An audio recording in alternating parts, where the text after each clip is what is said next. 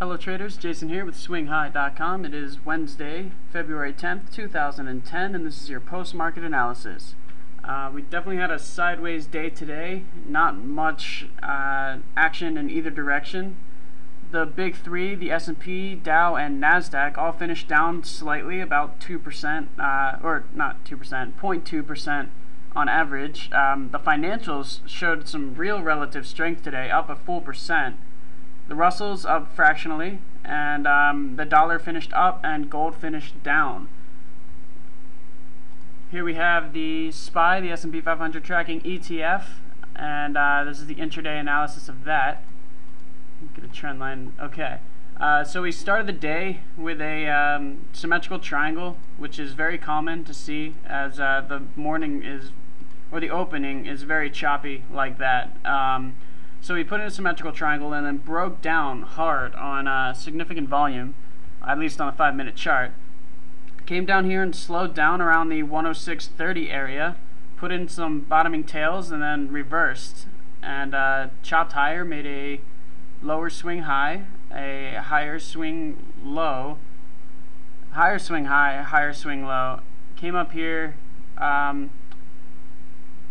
interesting little ascending triangle formation here, as you can see, and then a breakout up to resistance at 107.20, which makes sense. Held up here, put in a high base formation, broke out of that high base, ran up, stopped, ran out of steam around 107.55, came up short of this big red resistance line we have here.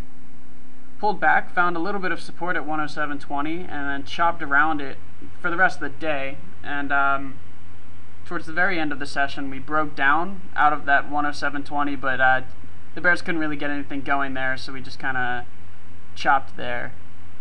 So that's what I see in the intraday. Let's take a look at the market internals. The trend was in bearish territory all day. If you recall, 1 is neutral on the trend, meaning volume is about equal, flowing into stocks on the rise and on the decline. Anything above 1.2 means more volume is flowing into stocks on the decline than on the rise, and anything below 0.8 indicates that more volume is flowing into stocks that are moving up than that are moving down. So as you can see, we were in definitely bearish territory, pulled back to neutral for the afternoon, and then drifted a little bit back into the bearish territory. So the trend was bearish. The trend Q was actually bullish for the most part, with some pretty significantly bullish spikes down here in the 0.5 range, but then finished the day in bearish territory. The tick was predominantly bullish. As you can see, most of the marks were above the zero line. The tick Q, interesting arch formation there. We started bearish, went bullish, and then came back to neutral on the tick Q, that is. The VIX. The VIX dropped 2.6%, which is a bullish reading, but I would have liked to see the markets higher. At least 0.5% across the board would have been good corroboration between the VIX and stocks. So we do have a sell-off in the VIX, but we're still above this 25 mark.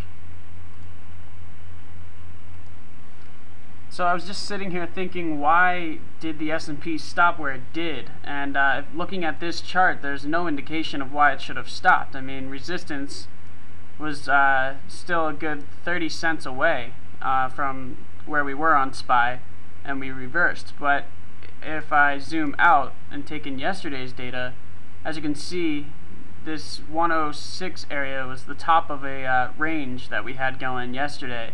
So it makes sense that we would stop there and find some resistance there. Let's go out to the daily chart.